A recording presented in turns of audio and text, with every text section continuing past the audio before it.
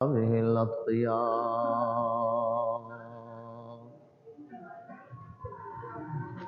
أما بعد فأعوذ بالله من الشيطان الرجيم. بسم الله الرحمن الرحيم.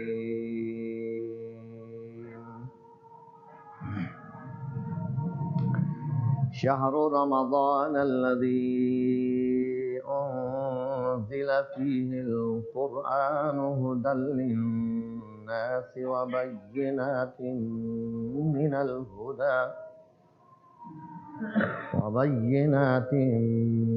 من الهدى والفرقان، فمن شهد منكم الشهر فليصم، ومن كان مريضا أو على سفر فعدة من أيام أخر. يريد الله بكم اليسر ولا يريد بكم العسر، ولتكملوا العدة ولتكبروا الله على ما هداكم ولعلكم تشكرون. وإذا سألك عبادي عني فإني قريب أجيب دعوة الداعي إذا دعاني فليستجيبوا لي وليؤمنوا بي لعلهم يرشدون.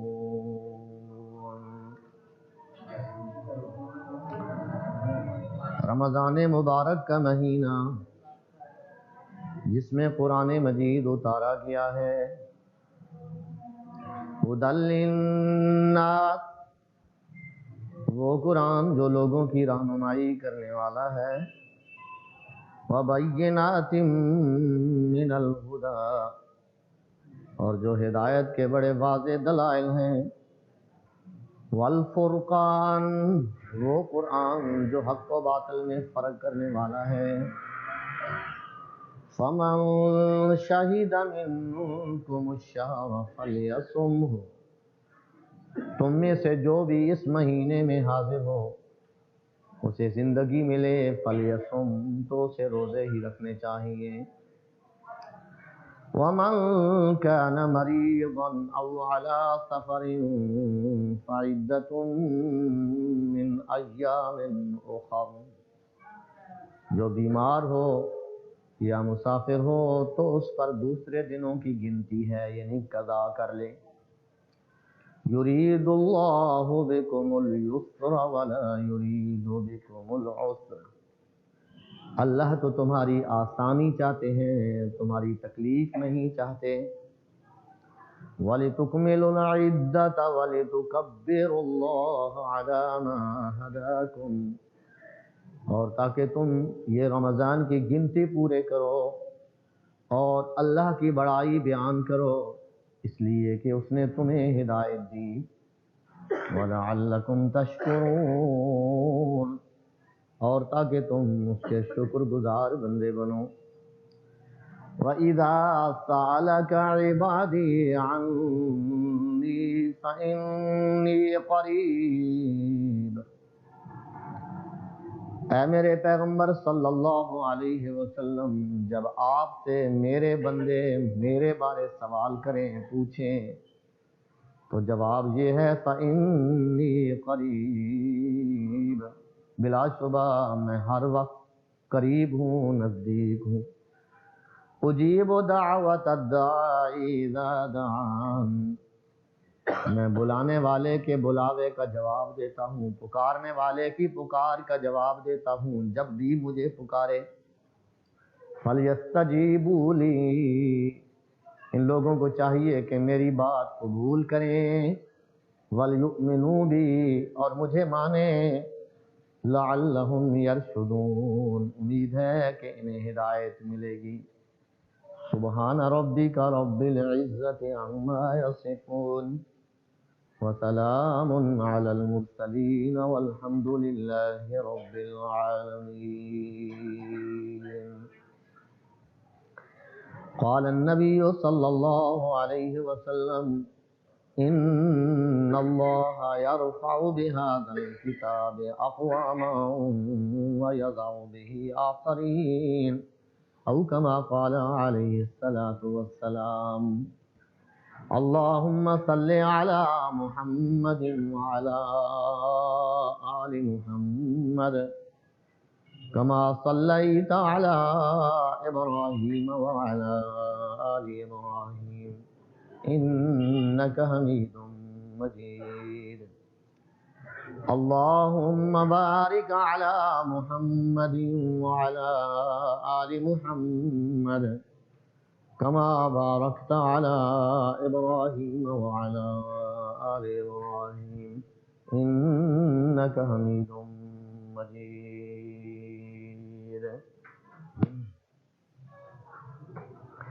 قابل صد احترام و اکرام میرے بزرگوں، بھائیوں، عزیزوں، ماؤں اور بہنوں،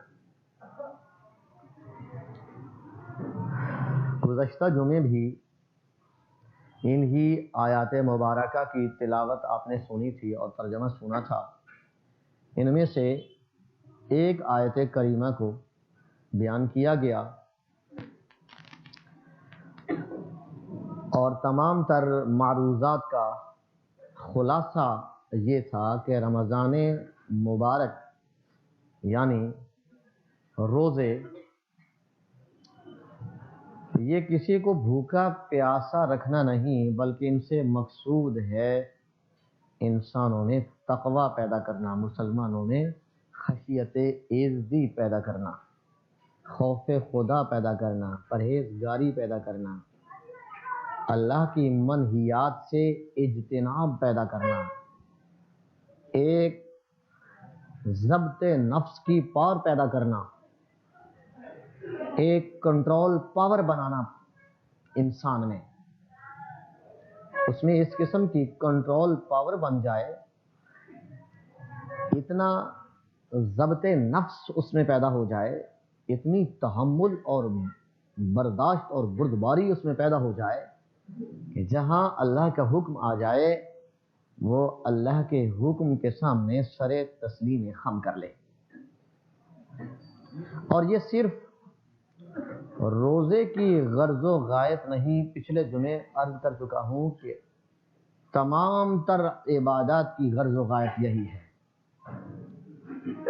اگر یہ کہہ دوں تو بے جا نہیں ہے کہ سارے دین کی غرض و غایت انسان میں تقوی پیدا کرنا، للہیت پیدا کرنا، خشیت پیدا کرنا، اللہ کا ڈر پیدا کرنا.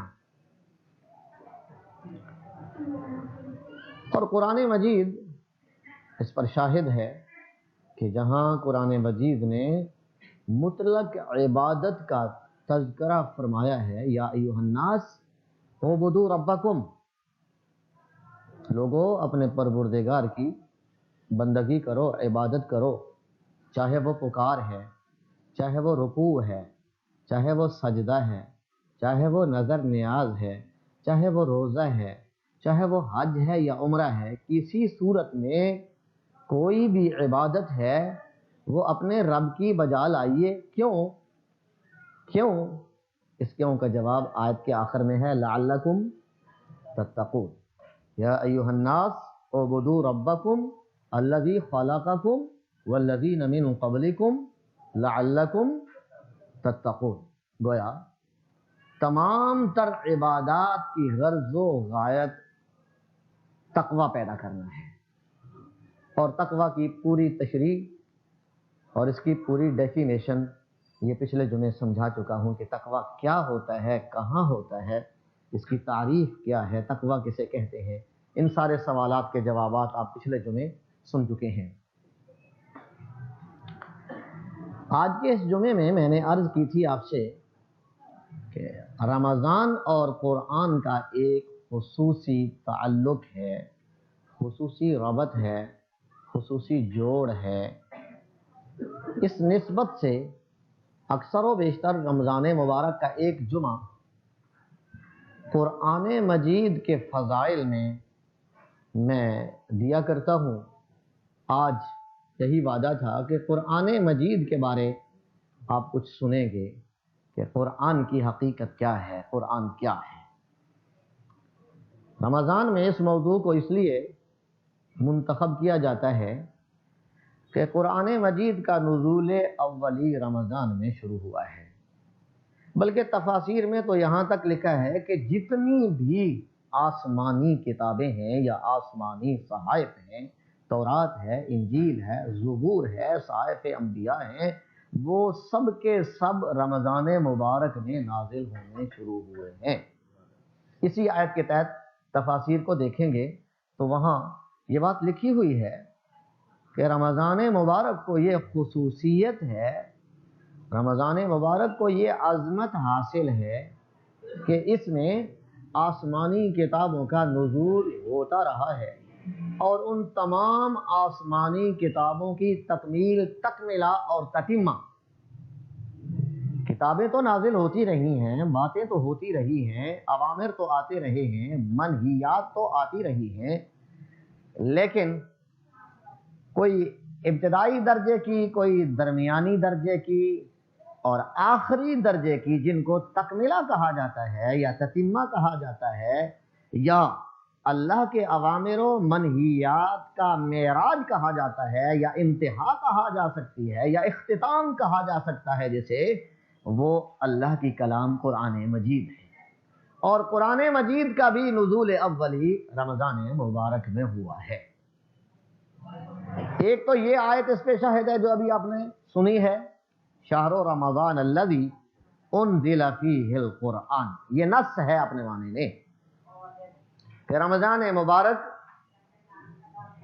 ایسا مہینہ ہے جس مہینے میں قرآن کا نزول ہوا ہے۔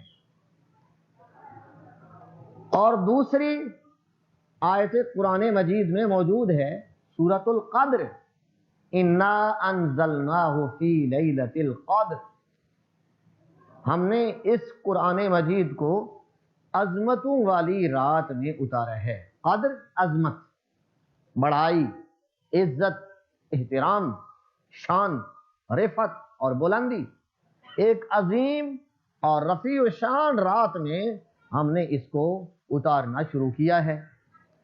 اب احادیث مبارکہ کو دیکھا جائے تو رسول اللہ صلی اللہ علیہ وسلم کے صریح ارشادات موجود ہیں، رمضان مبارک میں لیلۃ القدر کی تلاش کیا کرو، اور پھر خاص کر طاق راتوں میں، اور پھر خصوصاً آخری عشرے میں، اور پھر آخری عشرے میں سے بھی خصوصاً 27ویں رات، 26واں روزہ اور 27ویں رات۔ یہ بہت ساری حدیث کا ایک ملخص میں نے آپ کے سامنے چند لفظوں میں ذکر کر دیا ہے۔ یہ آیت کریمہ بھی بتلاتی ہے کہ قرآن مجید رمضان مبارک ہی میں نازل ہوا ہے۔ اور ایک اور آیت انا انزلناہ فی لیلۃ مبارکہ، ہم نے اس کو برکتوں والی رات میں اتارا ہے۔ اگرچہ بعض مفسرین نے، بلکہ بہت سارے مفسرین نے لیلہ مبارکہ کو، شب برات جس کو آپ کہتے ہیں، لیلہ برات، اس کی طرف لگانے کی کوشش کی ہے، لکھی ہے بات، لیکن قرآنی دلائل اس سے اباء اور انکار کرتے ہیں۔ یہ پیچھے لفظ جو انا انزلنا ہے، ہم نے اس کو اتارا ہے لیلہ مبارکہ میں۔ اب اگر اس کا مطلب شب برات ہے، نصف شعبان، یعنی شعبان کی 15ویں رات، اگر یہ مراد لی جائے تو انا انزلناہ فی لیلۃ القدر، اور اتنی ساری احادیث وہ اس کے متضاد جا رہی ہیں۔ اور قرآن مجید کی یہ آیت مبارکہ شہر رمضان الذی انزل فیہ القرآن، یہ بالکل اس کے مخالف اور متضاد جا رہی ہے، اور قرآن میں کوئی تضاد نہیں ہے۔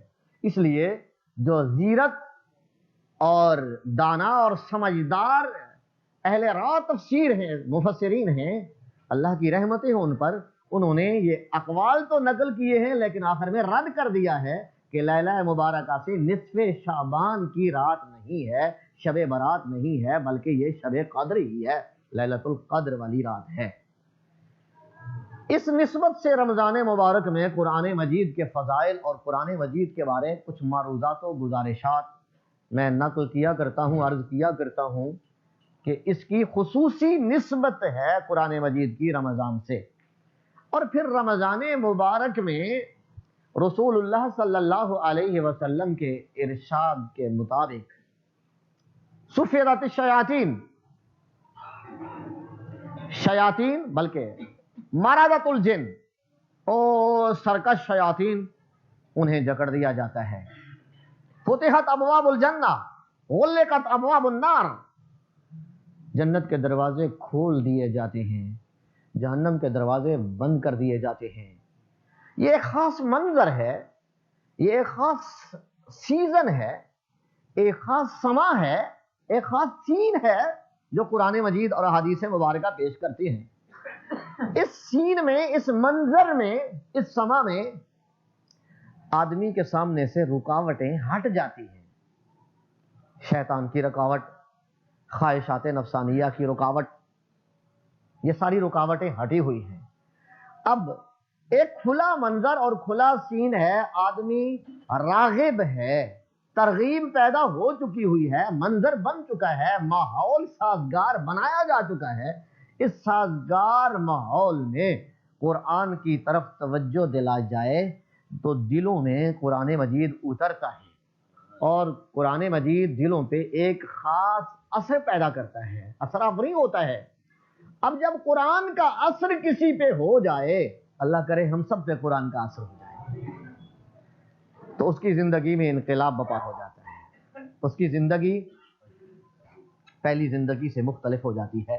قرآن جس کی زندگی میں داخل ہو جاتا ہے، چور ہے تو وہ قوم کا پاسبان بنتا ہے، شتربان ہے تو وہ دنیا کا حکمران بنتا ہے، اور اگر وہ راتوں جاگ کے لوگوں کے مال پہ ہاتھ صاف کرنے والا ہے، ڈاکے مارنے والا ہے، تو قرآن کے انقلاب کے بعد وہ دن کو روزے دار ہے اور رات کو مصلی پہ اللہ کے سامنے خبردار ہے، جاگنے والا ہے۔ یہ انقلاب قرآن کا انقلاب ہے۔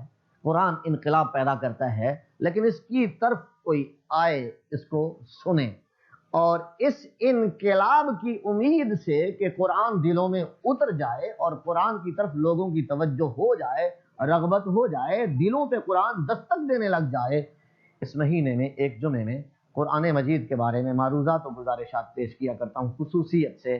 آج کا جمعہ اسی سلسلے کی ایک کڑی ہے۔ سب سے پہلی بات جو سمجھانے کے لیے تمہیداً عرض کرتا ہوں کہ انسان کی ترکیب جسم اور روح سے ہے۔ ویسے تو جسم کا تجزیہ کیا جائے تو اس میں ہزاروں اجزاء موجود ہیں، لیکن ان تمام ہزاروں اجزاء کی ترکیب جسم ہے، اور اس جسم کی تحریک کے لیے اللہ نے اس میں روح رکھی ہوئی ہے۔ ان دو کی ترکیب سے، ان دو کے مل جانے سے، ان دو کے جوڑ سے انسان زمین پہ چلتا پھرتا ہے اور اللہ کا خلیفہ ہے، خلیفۃ اللہ فی الارض ہے۔ اب جسم کے لیے تو دنیا میں بہت کچھ ہو رہا ہے، ساری دنیا لگی ہی ہے جسم، حکومتوں کی حکومتیں اور حکومتوں کے تمام مسائل، حکومت کی تمام حکومتوں کی صلاحیتیں، دنیا بھر کی تمام توانائیاں، تمام طاقتیں، تمام صلاحیتیں اس جسم پہ خرچ ہو رہی ہیں۔ اللہ اللہ اور خیر سلام۔ اس کی آسائش کے لیے، اس کی راحت کے لیے، اس کے سکون کے لیے یہ سب کچھ ہو رہا ہے۔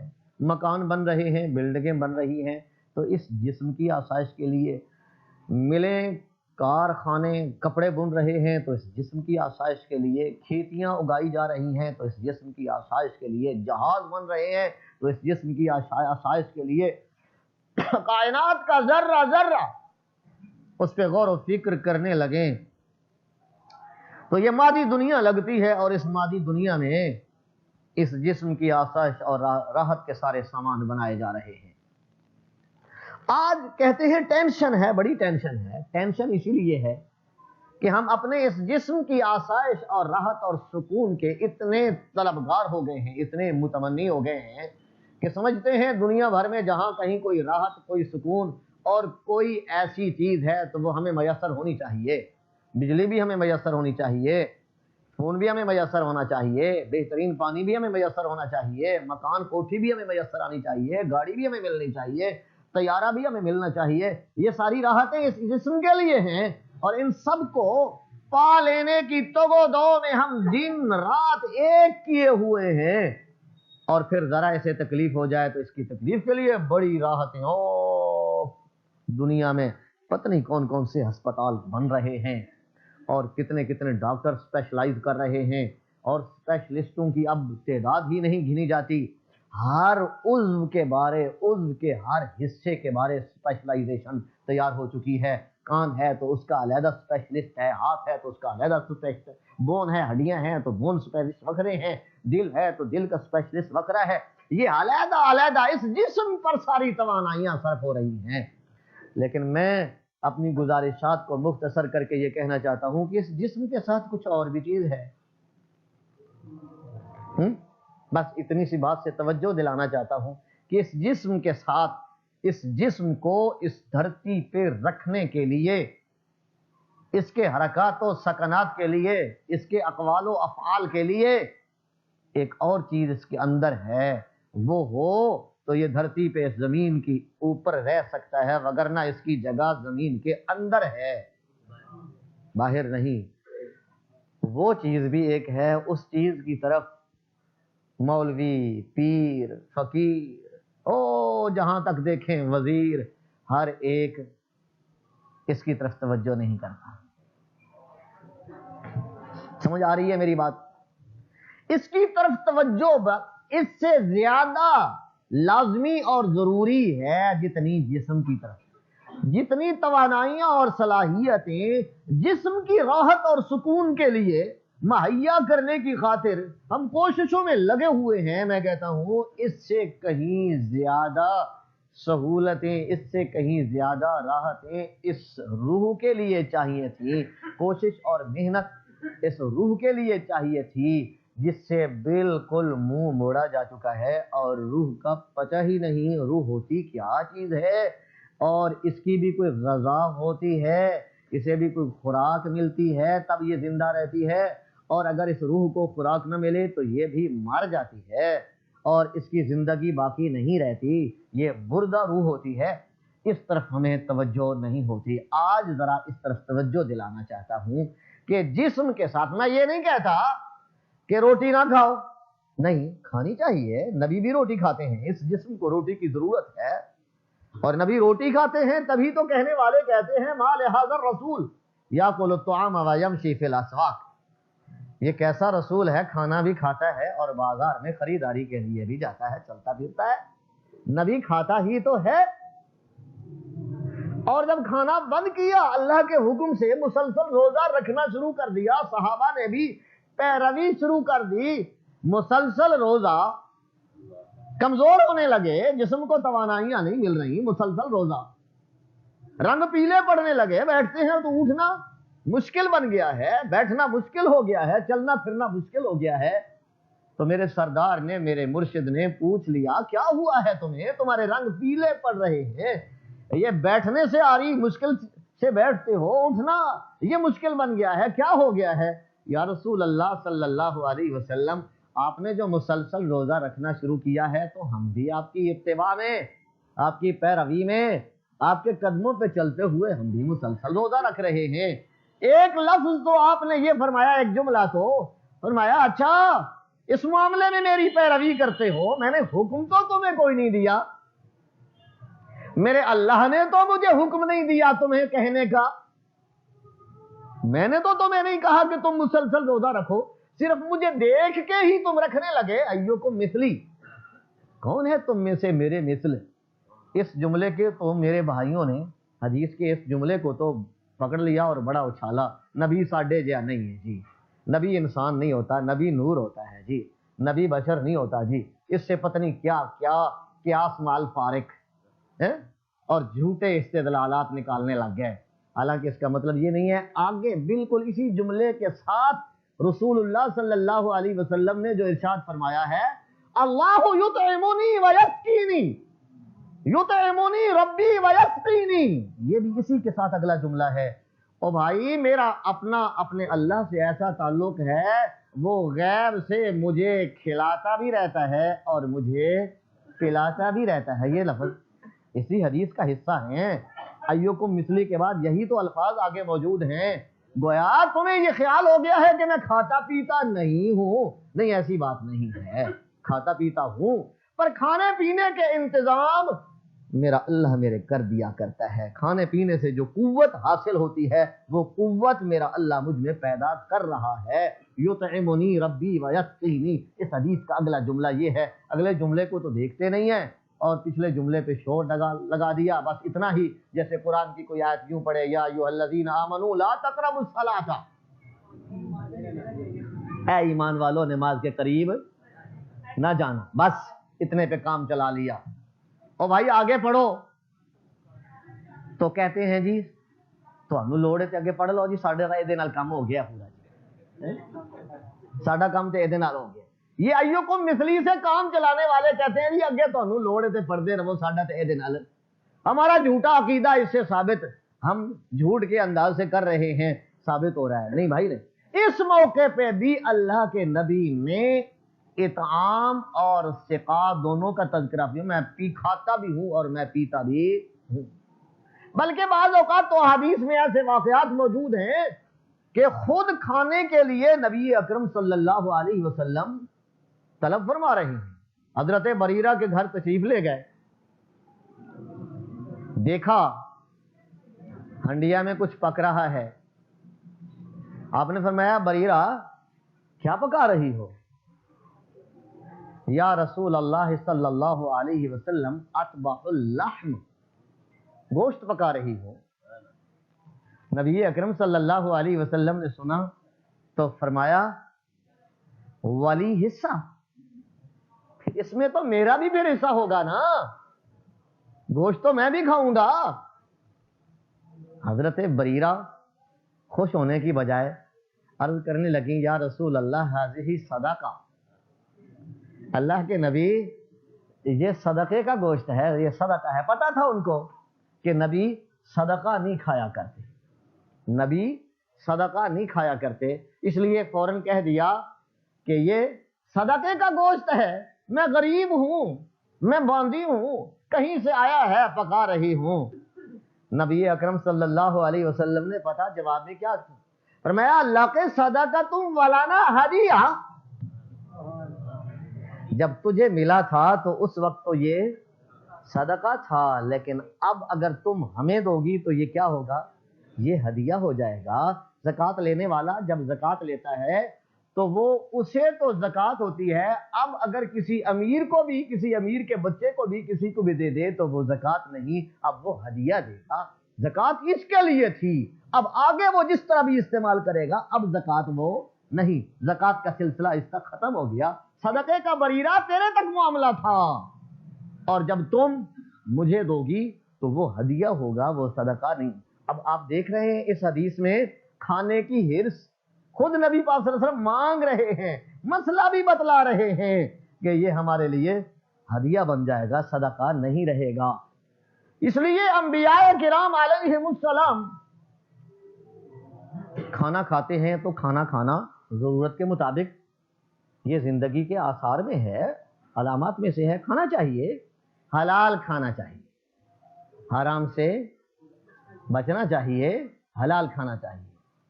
اسی لیے قرآن نے حلال پہ زور دیا ہے، یا ایھا الناس کلوا مما فی الارض حلالا طیبا، اے لوگو حلال اور طیب کھانا، حرام سے بچنا، حرام کے قریب نہ جانا، اس پر اکتفا نہیں۔ یا ایھا الذین آمنوا کلوا من طیبات ما رزقناکم، دیکھو پہلے یا ایھا الناس سب آ گئے تھے، اس میں ایمان والے بھی سب آ گئے تھے، لیکن پھر تخصیص فرمائی۔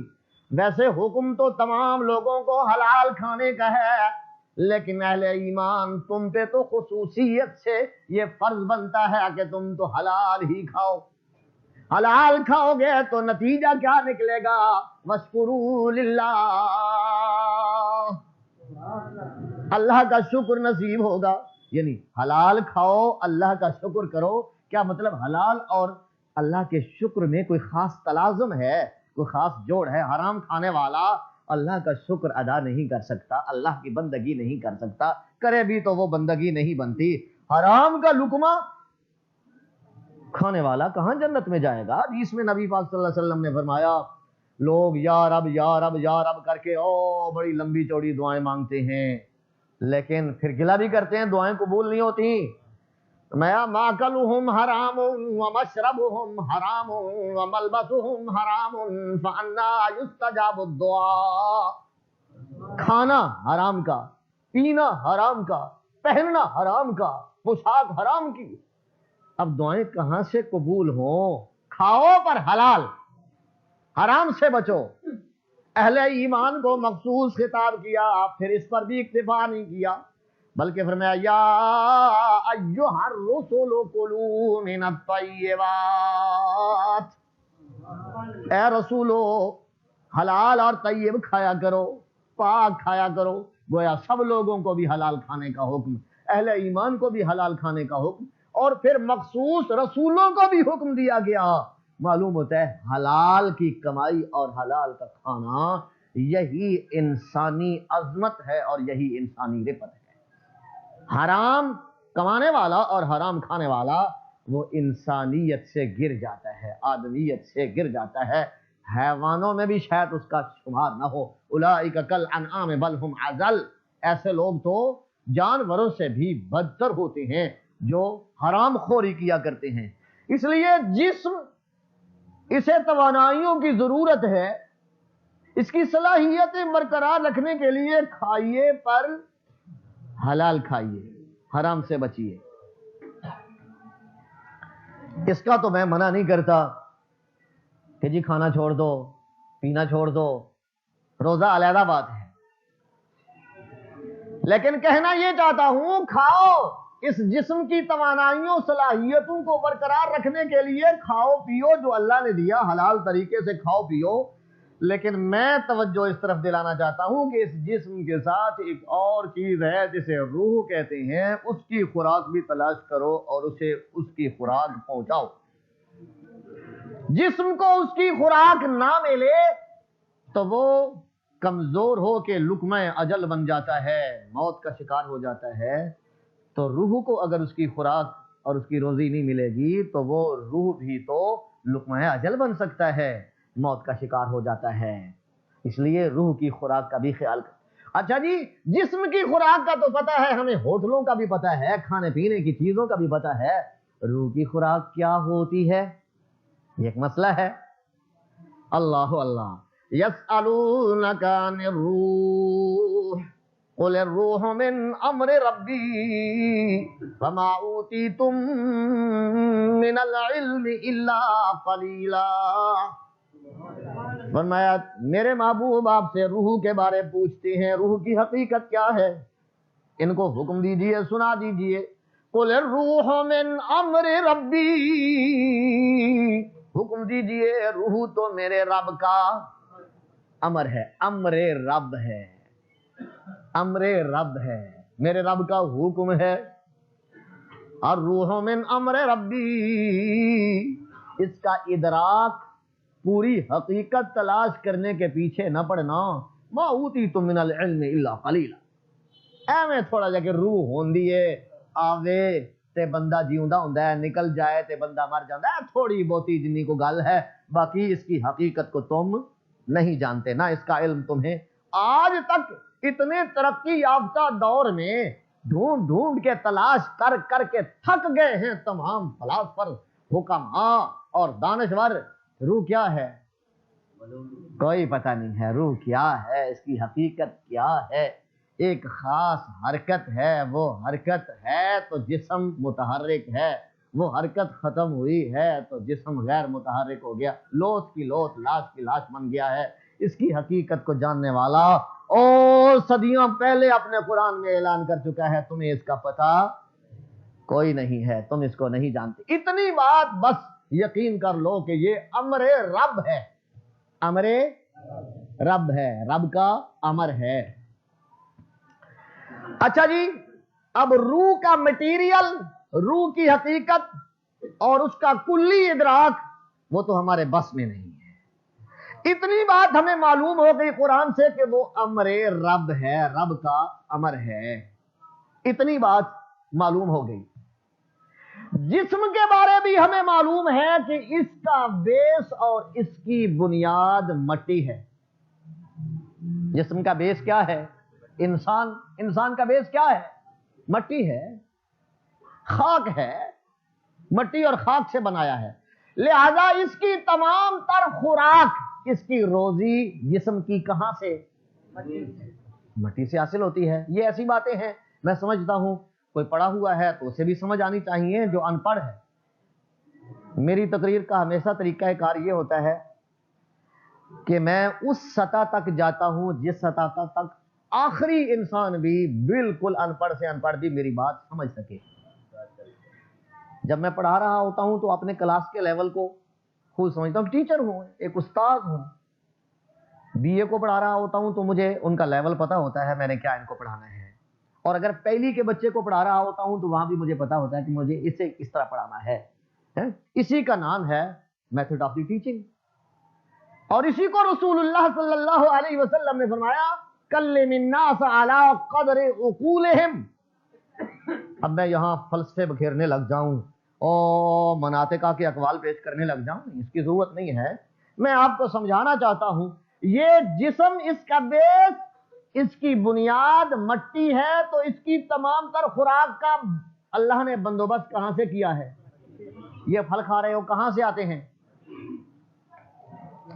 یا ایھا الناس اعبدوا ربکم الذی خلقکم والذین من قبلکم لعلکم تتقون الذی جعل لکم الارض فراشا والسماء بناء وانزل من السماء ماء فأخرج به من الثمرات رزقا لكم فلا تجعلوا لله أندادا وأنتم تعلمون۔ اپنے رب کی ہی بندگی کرتے رہنا، تمہارا خالق وہ ہے، اور تمہارے آباء و اجداد کا خالق بھی وہی ہے۔ اسی نے زمین کو تمہارے لیے بچھونا بنایا، آسمان کو چھت بنایا، بادلوں سے پانی برسایا، اس پانی کے ذریعے سے تمہارے لیے پھلوں کا رزق بنا دیا۔ اخرج به من الثمرات، اخرج به، اسی پانی کے ذریعے یہ پھل نکالے ہیں تمہارے لیے۔ یہ پھل کیا ہے؟ رزقا لکم، یہ ہے تمہارا رزق۔ اب جب اتنے مراحل سے تمہیں پھل کھلانے والا تم سے کہتا ہے میری بندگی کرنا، اور ساتھ کہتا ہے فلا تجعلوا للہ اندادا، کوئی اللہ کے شریک نہ بنانا، یوں نہ کرنا کہ اللہ کا بھی سجدہ اور قبر کا بھی سجدہ، اللہ کی بھی نظر و نیاز اور قبر والوں کی بھی نظر و نیاز، اللہ کا بھی رکوع اور ان کے بھی رکوع، خدا کے گھر کا بھی طواف اور قبر کا بھی طواف، اللہ کی بھی پوجا اور گھوڑے کی بھی پوجا، اللہ کی بھی پوجا اور اس کے سامنے زاریاں، اور دیویوں کی بھی پوجا اور ان کے سامنے بھی زاریاں، یہ شرک ہے۔ فرمایا یہ نہ کرنا، اللہ کے شریک نہ بنانا، کوئی پیغمبر اللہ کا شریک نہیں، کوئی پیر اللہ کا شریک نہیں، کوئی زندہ اللہ کا شریک نہیں، کوئی مردہ اللہ کا شریک نہیں۔ یہ کہنا یقین و ایمان سے اشہد اللہ الہ الا اللہ وحدہ لا شریک لہ، میں گواہی دیتا ہوں کہ عبادت کے لائق ایک اللہ ہے، وحدہ، اکیلا اکیلا، تنہا ہی تنہا، یگانہ ہی یگانہ، لا شریک لہ، اس کا کوئی شریک نہیں ہے، اس کا کوئی شریک نہیں ہے۔ اس لیے فرمایا یہ رزق پھلوں کا کھلا رہا ہوں، اور پھل بھی اتنے اقسام کے جن کی ایک ایک قسم کا تمہیں احاطہ کرنے لگے ہو تو تمہارے احاطے سے باہر ہو جائیں۔ ایک ایک پھل کی اتنی اتنی اقسام، کھجوروں کی اقسام ہی نہیں گنی جاتی، آموں کی اقسام ہی کتنی، مالٹے کی کتنی اقسام، انگور کی کتنی اقسام، یہ پھل تو سب کو، ثمرات تو سب کو شامل ہو گیا، لیکن گننے لگ جائیں کہاں سے نکلا رزق؟ یہ زمین سے، اور اناج بھی زمین سے۔ وَآيَةٌ لَّهُمُ الْأَرْضُ الْمَيْتَةُ أَحْيَيْنَاهَا وَأَخْرَجْنَا مِنْهَا حَبًّا فَمِنْهُ يَأْكُلُونَ۔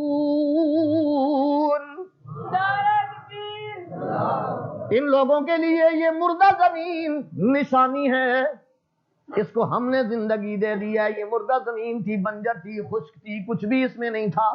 احییناہا، بارشیں برسا کے زندگی دے دی، اس میں روح پیدا کر دی۔ اخرجنا منہا حبا، اور اسی میں ہم نے اناج پیدا کیا۔ حب دانے کو کہتے ہیں۔ اب اس حب میں یہ چاول، یہ گندم، یہ چنے، تمام اناج شامل ہو گیا ہے، یہ دالیں اور یہ ساری چیزیں، میں اس سے کھاتے بھی ہو، یہ تمہارا کھانا ہے۔ یہ کہاں سے نکلی ہے یہ اناج وغیرہ؟ زمین سے۔ اب یہ اتنا موضوع لمبا ہو جائے گا، گوشت کے بارے شروع ہو جاؤں گا تو یہ سارا قرآن مجید تو بھرا پڑا ہے۔ بس بات اتنی سمجھانی تھی کہ یہ جسم زمین سے، مٹی سے بنا ہے، اس کے خوراک کے انتظام بھی اللہ نے مٹی سے کیے ہیں۔ دل تو میرا چاہتا ہے قرآن مجید کی آیاتیں میرے دماغ کی لوح پر اس طرح آ رہی ہیں کہ میں پڑھ پڑھ کے آپ کو سناؤں، لیکن جدھر جانا چاہتا ہوں وہ پھر رکاوٹ بن جائے گا سارا سلسلہ، اور یہی میری خرابی ہے کہ موضوع شروع کرتا ہوں اور پھر درمیان میں قرآن کی سیر کراتا کراتا کراتا آخر پہنچتا ہی نہیں۔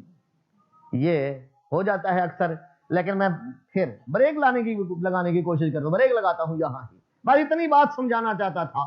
انسان کا جسم مٹی سے بنا ہے، یہ وجود مٹی سے بنا ہے، تو خوراک بھی ساری کی ساری، یہ گوشت بھی مٹی سے۔ یہ شیطان کہیں وسوسہ نہ ڈال دے گوشت مٹی تو نہیں بنتا۔ ہاں یہ جانور جتنے خوراک کھاتے ہیں، یہ خوراک کہاں سے تیار ہو رہی ہے؟ مٹی سے، اور اسی سے خون اور مادہ منویہ اور سب، اور اس سے آگے یہ نسل چل رہی ہے۔ اس کی بیس بھی مٹی ہی ہے اور کچھ نہیں ہے، نام کا گوشت لیکن ہے اصل میں مٹی ہی ہے۔ اب بات اچھی طرح سمجھ جائیں گے آپ کہ جسم مٹی سے بنا، اس کی خوراک مٹی اور اسی سے مہیا، اور روح امر رب ہے تو اس کی خوراک بھی۔ بس یہی جواب آپ سے پوچھنا چاہتا تھا، اپنی تقریر سمجھانا چاہتا تھا۔ روح کو جو میرے اللہ نے فرمایا قل الروح من امر ربی، یہ روح تو میرے محبوب بتلا دیجیے میرے رب کا امر ہے، میرے رب کا حکم ہے، میرے رب کا آرڈر ہے۔ اب جب امر رب ہے تو اس کی خوراک کیا بنے گی؟ امر رب ہی بنے گا۔ جہاں سے آیا وہاں سے خوراک، مٹی سے جسم بنا، مٹی سے اس کی خوراک، اور امر رب ہے آسمانوں سے آنے والا رب کا حکم اور آرڈر، یہ روح ہے، تو پھر اس کی خوراک بھی تو کیا بنی؟ امر رب ہے۔ امر رب جدھر سے آیا ہے ادھر ہی سے اس کی خوراک بھی رب نے بھیجی ہے۔ کوئی بات سمجھ نہیں آ رہی ہے؟ یہ امر رب ہے تو اس کی خوراک بھی امر رب، اور امر رب کہاں سے؟ رب کی طرف سے، تو اس روح کی خوراک بھی رب کیا ہے؟ یہ قرآن مجید ہے۔ روح کی غذا کیا ہے؟ یہ قرآن مجید ہے۔ ہاں وہ روح جو روح ہے اس کی خوراک تو قرآن مجید ہے، اور جو روح بگڑ چکی ہے، جو روح مردہ ہو چکی ہے، جس روح میں اب حیات باقی نہیں ہے، اس کی خوراک موسیقی ہوگی۔ آج کل اس جملے کو اتنا پھیلایا گیا ہے، اتنا پھیلایا گویوں نے، اور نام کے تھے کیسے بدلے؟ فنکار، بروزن بدکار، ساری بدکاریاں یہاں سے اٹھتی ہیں، فنکار نام رکھ لیا ہے پہلے ان کو، گویے، مراسی اور پتنی کیا کیا، تو انہوں نے یہ نام رکھ دیا اور اس جملے کو اتنا پھیلا دیا مسلمانوں میں۔ داڑیاں رکھی ہوئی ہیں، نمازی ہیں، کہتے جی میں موسیقی تھوڑی جی سننا کیونکہ روح کی غذا ہوتی ہے نا۔ انا للہ بھائی، یہ خبیث روح کی غذا ہے۔ ہاں یہ ابو جہل کے روح کی غذا تو ہو سکتی ہے، میرے محمد کے روح کی غذا نہیں۔ یہ فرعون کے روح کی غذا تو ہو سکتی ہے موسیقی، میرے موسیٰ کے روح کی غذا نہیں ہو سکتی۔ یہ عتبہ اور شیبہ کے روح کی غذا تو ہو سکتی تھی کہ قرآن کے مقابلے میں گانے والیاں لے آیا کرتے تھے، ادھر قرآن پڑھا جاتا تھا اور ادھر گانے والیاں گایا کرتی تھیں مقابلے کے لیے، اور قرآن نازل ہو گیا اور کہ یہ گانا گا کے قرآن سے لوگوں کو ہٹانے کی کوشش کرتے ہیں اور کہتے ہیں لا تسمعوا لهذا القرآن والغوا فیہ، اے شور و غل کرو، گانا بجانا بجاؤ کہ یہ قرآن کی آواز کسی کے کانوں میں نہ پڑ سکے۔ یہ قرآن نے ہمیں بتلایا ہے۔ اس آیت کی تشریح تفسیر دیکھیں تو پتہ لگتا ہے کہ وہ گانے والیاں دور دور سے امپورٹ کر کے لے آتے تھے اور ادھر نبی پاک قرآن سناتے تھے اور ادھر یہ گانا شروع کر دیا کرتے تھے۔ موسیقی، یہ وہی موسیقی ہے ہاں جس کو روح کی غذا، یہ خبیث روح کی غذا ہے۔ مومن کی روح کی غذا کیا ہے؟ قرآن۔ مومن کے روح کی غذا کیا ہوئی؟ قرآن، اللہ کی کلام، کیونکہ یہ امر رب ہے، یہ حکم رب ہے، یہ اللہ نے آسمانوں سے ہم پر نازل کی ہے کتاب، روح بھی اللہ کی طرف سے اور یہ کلام بھی اللہ کی طرف سے، یہ روح کی غذا ہوئی۔ اب تھوڑی سی اور بات، مقصد میرا ہوتا ہے شاید کسی کے دل میں اتر جائے میری بات۔ جسم کی غذا کے لیے تو میرا بھائی صبح سویرے اٹھتا ہے، آج کل تو شہری ہوتی ہے اور عام سال صبح سویرے اٹھتا ہے اور جلدی جلدی ناشتہ تیار کیجئے، ناشتہ، اور پھر ناشتے میں بڑے لوازمات ہوتے ہیں، انڈا بھی ہونا چاہیے، یہ بھی ہونا چاہیے، وہ بھی ہونا چاہیے۔ عربوں میں پہلے یہ نہیں تھا، اب نئے عربوں میں بھی یہ ناشتہ آ گیا ہے، اس کا نام انہوں نے فطور رکھ دیا ہے۔ ناشتے کو عربی میں فے توئے وارے، تے والا فطور نہیں، یہ توئے والا فطور ہے، ان میں بھی اب یہ فطور آ گیا ہے۔ تو سب سے پہلے تو یہ فطور ہوا، یہ جسم کے لیے، جسم کی غذا، اور پھر فطور کے بعد غدائیہ، دن کا کھانا، لنچ، جس کو آپ لنچ کہتے ہیں، عرب اس کو غدائیہ کہتے ہیں، دن کا کھانا، دن کا کھانا غدائیہ، یہ بھی جسم کے لیے۔ یہ 24 گھنٹوں کی بات بتلا رہا ہوں۔ اسی صبح کو تم نے فطور کیا، ناشتہ کیا، اور پھر اسی دوپہر کو تم نے لنچ کیا، غدائیہ لیا، اور پھر شام ہوئی تو پھر تم نے ڈنر کی تیاریاں، اور ڈنر میں، اور عربی میں عرب اسے عشائیہ کہتے ہیں، عشائیہ، این پر زبر ہے، عشائیہ نہیں، عشائیہ، عشاء کے معنی عشاء کا وقت اور عشاء کے معنی شام کا کھانا۔ حدیث میں نبی اکرم صلی اللہ علیہ وسلم کا ارشاد ہے نا، اذا جاءکم العشاء والعشاء فابدؤوا بالعشاء، جب تمہارے پاس ایسا معاملہ ہو جائے تمہیں کہ کھانا بھی آ گیا ہے اور نماز کا وقت بھی آ گیا ہے، عشاء کی نماز بھی تیار ہو گئی اور ادھر کھانا بھی چن دیا گیا ہے، تو کیا کرو؟ پہلے کھانا کھاؤ۔ یہ حدیث بیان کر رہا ہوں، مولویوں والی بات نہیں، یہ نبی کا فرمان سنا رہا ہوں۔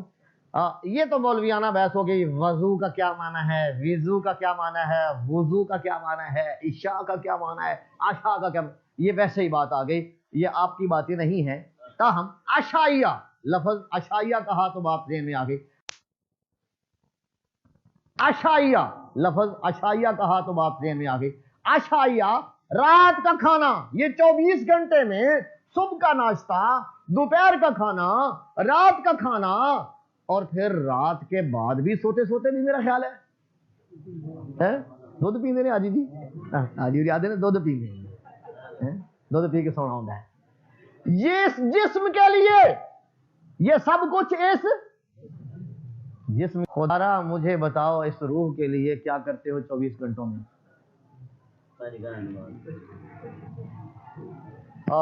یہ قرآن مجید اصل غذا ہے اس روح کی۔ قرآن مجید کو دن میں کئی بار پڑھتے ہو، کتنا پڑھتے ہو، کتنا سمجھتے ہو، روح کو غذا دیتے ہو کہ نہیں؟ صبح کا درس یہ روح کی غذا ہے، قرآن مجید روح کی غذا ہے، صبح کا درس۔ لفظ درس کا میں نے بولا ہے، پہلے بیماری کی وجہ سے 15 دن تو شاید نہیں ہو سکا، میرے خیال اب شروع کر دینا چاہیے۔ حاجی ریاض نے کہنی کر دے سنتی کریے نہیں شروع کر دئیے صبح. آج ویسے طبیعت میری ٹھیک ہے الحمدللہ, گلا بھی میرا ٹھیک نظر پہ آਉਂਦਾ ہے تے میرا خیال ہے شروع کر دئیے. روزے ایتکی نا میری زندگی پہلے روزے ایسے آئے نے کہ رات دا خلاصہ بھی نہیں ہو رہا اور صبح دا درس بھی نہیں ہو رہا. میری زندگی کم از کم پہلے روزے ایسے آ رہے ہیں. روزیاں تو پہلے ہی 1.5 مہینہ 2 مہینہ ایسی بیماری چمٹی ایسی چمٹی. میں آخیا سی اللہ نے روزیاں دی برکت نال مینوں ٹھیک ضرور کر دینا ہے. اج میں طبیعت محسوس کرنا کہ میری طبیعت کافی بہتر ہے تو انشاءاللہ اور بہتر ہو جائے گی.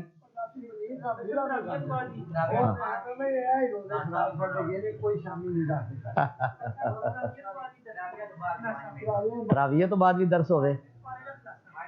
اچھا جی چلو جی پہلو صبح دا میرے خیال شروع کر لئیے تے پھر جے چل پیا کام تے انشاءاللہ پھر 2 دنوں رات دا بھی شروع کر دیں گے تے بارے دا خلاصہ بھی شروع کر دیں گے صبح دا انشاءاللہ. صبح آئندہ درس ہوئے گا. چلو اے تے حاجی اور نقد و نقدی لے لیا جے کم ہے.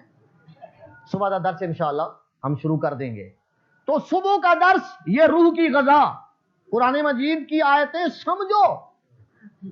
صرف پڑھنا بھی باعث ثواب ہے لیکن قرآن مجید کو سمجھنا انتہائی ضروری ہے. انقلاب سمجھنے سے پیدا ہوتا ہے صرف پڑھنے سے نہیں. اور میں وثوق سے کہتا ہوں کہ نبی پاک صلی اللہ علیہ وسلم سے قرآن پڑھنے والا ایک بندہ بھی ایسا نظر نہیں آتا, مرد ہو عورت ہو بوڑھا ہو بچہ ہو کوئی بھی ہو, جو قرآن تو پڑھتا ہو پر قرآن کا اسے پتہ نہ لگے, قرآن کو سمجھے نا. نہیں ایسا نہیں نظر مجھے کم از کم کوئی ایسا نظر نہیں آتا.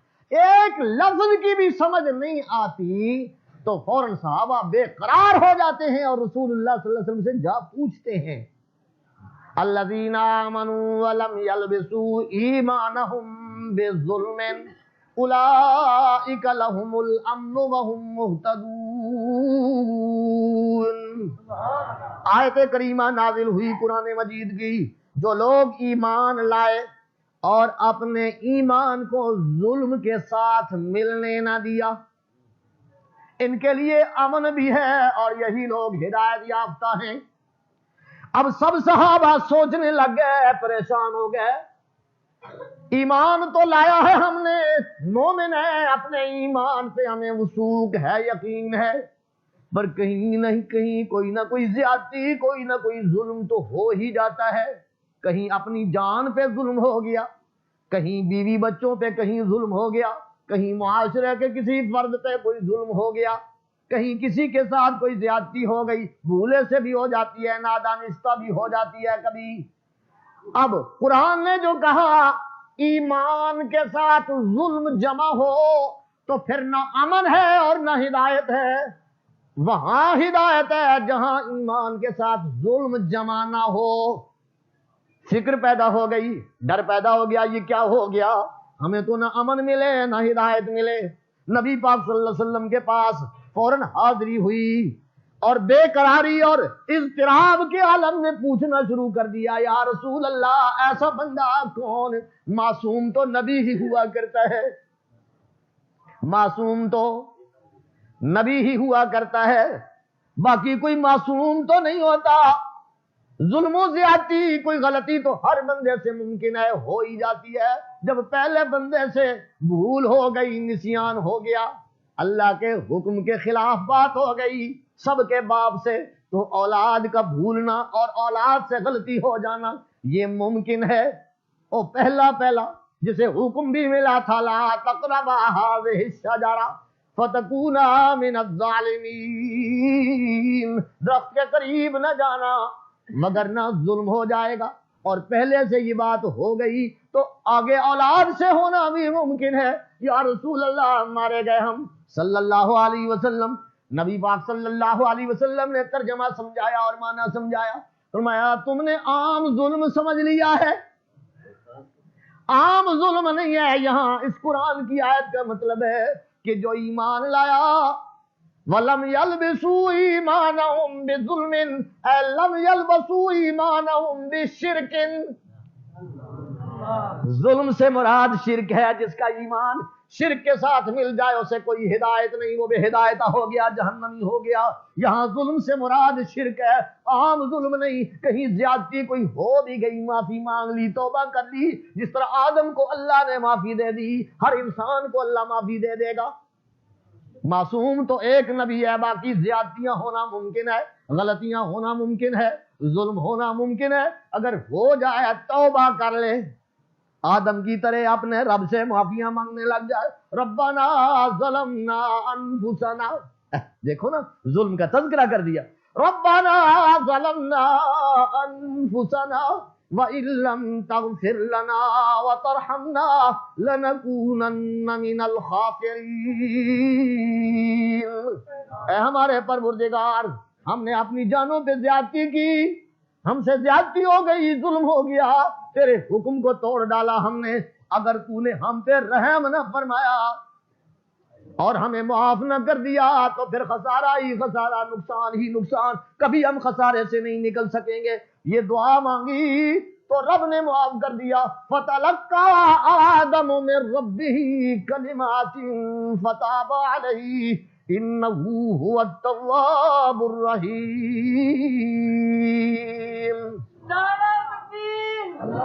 آدم نے اپنے رب سے کچھ کلمات سیکھ لیے، یہی کلمات جو ابھی میں نے پڑھے تھے۔ زیادتی ہو جائے تو یہی پڑھنے چاہیے، توبہ کے وقت یہی پڑھنے چاہیے، ربنا ظلمنا انفسنا وان لم تغفر لنا وترحمنا لنکونن من الخاسرین۔ توبہ کے لیے ایک جمعہ میں رکھا کرتا ہوں، اگلے جمعے انشاءاللہ توبہ کا مسئلہ بیان کروں گا مستقل، دوستوں سے توبہ کے لیے ہاتھ بھی کھڑا کرایا کرتا ہوں، اس لیے اگلا جمعہ توبہ کے لیے آئے گا، تفصیل تو اگلے جمعے میں توبہ کی ہوگی۔ یہاں بھی یہ جو جھوٹ اور گھڑنتو بنایا ہوا ہے، کوڑی اور جھوٹی روایت، حقیقت خرافات میں کھو گئی، یہ امت روایات میں کھو گئی، جھوٹی روایتیں۔ اینج اتے ویکھیا تے اتے نام لکھیا سی نبی پاک صلی اللہ علیہ وسلم دا، عرشاں دے اتے تے پوچھیا اے کیدا نام ہے، تے آکھیا میرے محبوب دا ہے، محبوب دا واسطہ ہی منو معاف کر دے، نہ کدے قرآن دی گل، نہ کدے صحیح حدیث دی گل، جھوٹ کباڑ کدے لکھیا تکیا مولوی نے، او جناب مولوی دے مارتے 4.5، پتہ تے ہوندا کوئی نہیں نا۔ یہاں قرآن کی یہ آیتیں میں نے پڑھ ڈالی ہیں، قرآن کہہ رہا ہے فَتَلَقَّىٰ آدَمُ مِن رَّبِّهِ كَلِمَاتٍ فَتَابَ عَلَيْهِ، آدم نے اپنے رب سے کچھ کلمات سیکھ لیے تھے، فتاب علیہ، صرف تابہ نہیں، فا بھی ساتھ آئی ہے، یہ فا فصیحیہ ہے، نتیجے والی، ان کلمات کے نتیجے میں اللہ نے آدم پہ رجوع کر لیا، یعنی توبہ قبول کر لی۔ انہ هو التواب الرحیم، توبہ قبول کرنے والا وہی اور مہربان بھی وہی ہے۔ یعنی اللہ پاک نے حضرت آدم علیہ السلام کو ان کلمات کی بدولت یہ ربنا ظلمنا معاف کر دیا تھا۔ وہ جو جھوٹ ہے وہ جھوٹ ہی ہے، گھڑنتو ہے۔ یہ آیتیں قرآن مجید کی صاف صریح بتلا رہی ہیں۔ اللہ اللہ جی، فطور دا ہی تذکرہ کردہ بھی آسان۔ روح کی غذا میں سب سے پہلے قرآن مجید کو سمجھنا، ذرا شک پڑتا ہے صحابہ کو تو دوڑ کھڑے ہوتے ہیں، یا رسول اللہ اس ظلم کا کیا مطلب ہے، ظلم تو ہو ہی جاتا ہے۔ اس لیے آپ نے تشریف فرما دی، ظلم سے مراد کیا ہے، یہاں شرک ہے۔ اصل میں ظلم کا معنی عربی میں ہے وضع شیء علی غیر محلہ، کسی چیز کو اس کی جگہ سے ہٹا کے رکھنا۔ ایک پرزا لگدا ہے ایتھے میں تے لا اوتھے چھڑنا، اے مشین نال ظلم ہو گیا ہے، ٹوٹ جائے گی، ختم ہو جائے گی۔ حق کسی کا ہے، دے کسی کو دینا، یہ کیا ہے، یہ ظلم ہے۔ عربی میں اس کی تعریف ہے وضع شیء علی غیر محلہ، اس کے محل سے ہٹا کے کسی چیز کو رکھنا۔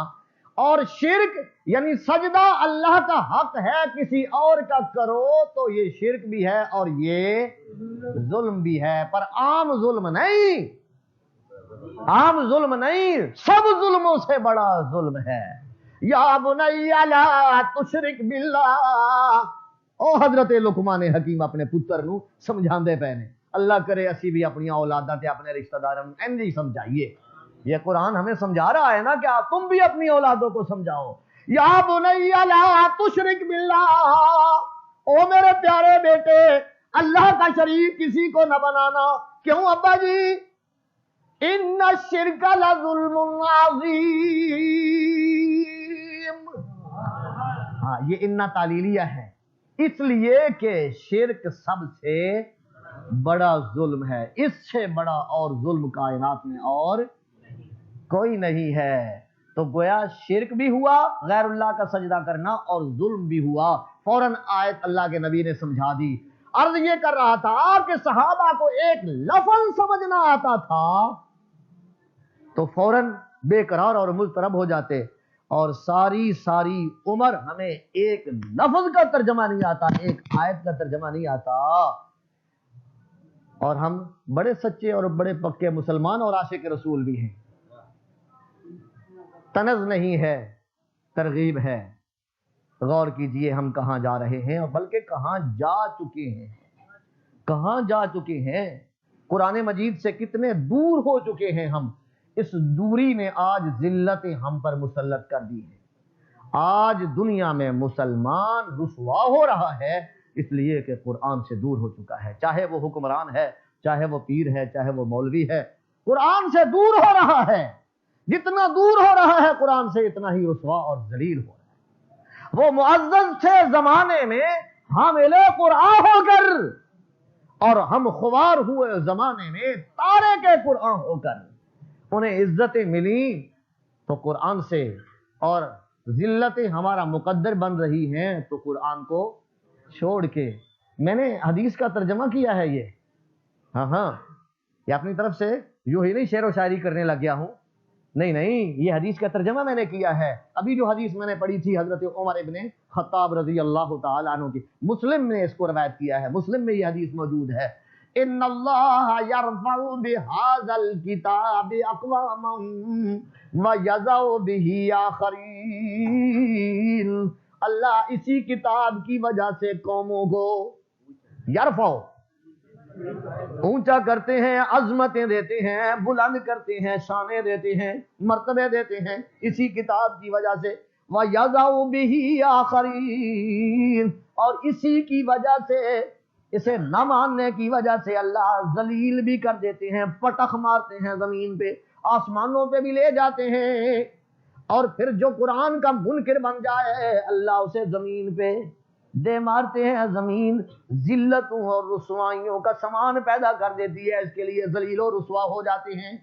گویا قرآن مجید کو سمجھ کے پڑھنا ایک ہے، پڑھنا وہ بھی ثواب ہے، اس میں بھی شک و شبہ نہیں. یہ نہ کرنا کہ قاریوں نے آکھیا ترجمہ نہیں جاندے تے ہن اگوں پڑھیا بھی نہ کرو. نہ یہ مسئلہ نہ شیطان پٹھے راہ لا چھڑدا ہے. یہ پڑھنا بھی کارے ثواب ہے. ایک حرف کے بدلے صرف اور صرف یہی کتاب ہے جس کے 10 نیکیاں صرف اسی ایک کتاب کا یہ امتیاز ہے. ایک حرف کے بدلے 10 نیکیاں ملتی ہیں. اور الف لام میم یہ ایک حرف نہیں ہے، یہ کتنے ہیں؟ 30 نیکیاں ملتی ہیں، 30 نیکیاں. اور نبی پاک صلی اللہ علیہ وسلم نے فرمایا الذی یقرأ القرآن وہو ماہر بہ، جو قرآن مجید پڑھتا ہے اور بڑی مہارت پیدا کر لی ہے اس نے قرآن میں، بہت خوبصورت قرآن پڑھتا ہے. مع السفرۃ الکرام البررہ، وہ تمہیں لگتا تو انسان ہے انسانوں میں، لیکن لوگوں یہ جبریل کے پائے کا بندہ ہے. یہ قرآن کہہ رہا ہے، نبی پاک صلی اللہ علیہ وسلم کا سچا فرمان کہہ رہا ہے، یہ حدیث ہے. مع السفرۃ الکرام البررہ، یہ لگتا تمہیں انسان ہے، شکل انسانوں کی ہے، لیکن یہ ماہر بالقرآن جو ہوا، ماہر بالقرآن کا درجہ مع السفرۃ الکرام البررہ، وہ سب سے اونچے درجے کے فرشتوں کے برابر ہے. یہ یعنی جبریل کا ہم پلہ ہے یہ بندہ، جبریل کے پلے کا بندہ ہے یہ. والذی یقرأ القرآن ویتتعتع بہ فلہ اجران. سوال پیدا ہوتا تھا جی سانو تو چنگا نہیں پڑھنا ہوندا جی، پھر اسی کادے واسطے پڑھیے. میرے آقا نے فرمایا نہیں پڑھنا ضرور ہے، اور جو قرآن مجید پڑھے یتتعتع بہ، زبان ٹھیک نہیں ہے، اٹکتی ہے، لفظ سدھے نہیں بول سکتا، لگیا ہے سر پایا سو، پڑھدا ہی پڑھدا، صبح دے درس میں چھڑدا کوئی نہیں، پھر بھی نہیں آتا قرآن مجید، اٹک کے پڑھتا ہے. تو میرے آقا فرماتے ہیں खूबसूरत पढ़ने वालों को मैं 10 नेकियां दूंगा तो इसको 20। इसकी मेहनत भी तो है, इसका शौक भी है, शौक का तो मूल ही कोई नहीं होता। फलहू अजरान, मेरे नबी ने इसको दोहरा अजर मिलेगा, इसको दोहरा अजर, दूसरों से दोहरा अजर मिलेगा। दूसरे को अगर 10 नेकियां मिलती हैं तो इसको 20 नेकियां, दूसरे को 100 मिलती हैं तो इसको 200 दूंगा। फलहू अजरान, ये नबी पाक सल्लल्लाहु अलैहि वसल्लम का इरशाद मुबारक है। यानी सिर्फ पढ़ने में भी बड़ा अजर है, यही कुरान है जिसकी ये इम्तियाज है, बाकी दुनिया की कोई किताब नहीं।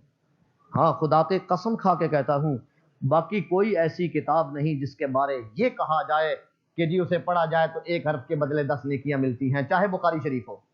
हाँ, मैं ठीक कहता हूं, कोई ऐसी किताब दुनिया की नहीं जिसके बारे में, कोई ऐसी किताब दुनिया की है भी नहीं जिसके टाइटल पेज पे ये लिखा जाए ज़ालिकल किताबु ला रैब फीह।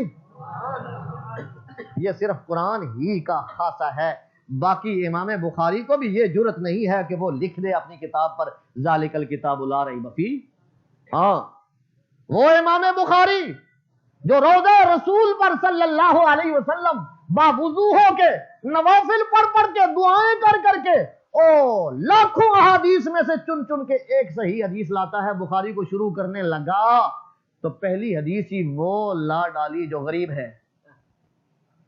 ये उलमा जानते हैं, आपको तो पता नहीं। इन्नमल आमालु बिन्नियात, ये हदीस गरीब है। इस माने की, इस मफहूम की हदीस इमाम बुखारी को और कोई मिली ही नहीं, और ये पहले 2 वास्तों से सिर्फ एक रावी जिक्र कर रहा है इसे, और जिसमें कहीं एक रावी आ जाए उसमें गराबत आ जाती है, वो हदीस गरीब बन जाती है। अब जिसके लिए इतनी सेहत के इल्तिजाम हो रहे हैं, मेरे अल्लाह की कुदरत देखो, वहां इब्तिदाई पहली हदीस, शुरू वाली हदीस ही गरीब आ गई है। और अल्लामा अब्दुल गनी मकदसी लिखते हैं कि जो इमाम बुखारी की आखिरी हदीस है वो भी गरीब है। अल्लामा अब्दुल गनी मकदसी वो फरमाते हैं आखिरी हदीस कलिमतान हबीबतान इलर रहमान सकीलतान फिल मीज़ान खफीफतान अलल लिसान सुबहान अल्लाह व बिहम्दिही सुबहान अल्लाहिल अज़ीम, ये आखिरी हदीस है। मैं ये भी गरीब है। अब अंदाजा लगा लें, जिस बंदे ने सेहत का इतना इंतजाम किया है और फिर हालत ये निकली है कि पहली हदीस भी गरीब आ गई है, आखिरी हदीस भी गरीब आ गई है, तो फिर बाकी कोई दुनिया की कौन सी किताब है जिसके बारे ये कहा जाए कि वो ला रैब फीह होगी? ला रैब फीह कौन सी किताब?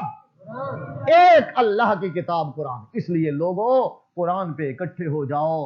वो किताबें जो कुरान का मुकाबला करने लग जाएं उनको छोड़ दो। जो कुरान की तशरीह और तफसीर करें उन्हें तो अपनाओ, वो कुरान की मुमिद्दो मुआविन हैं, लेकिन वो किताबें जो कुरान के मुखालिफ नजर आती हैं उन किताबों को कच्चे लगा के फिरते रहो।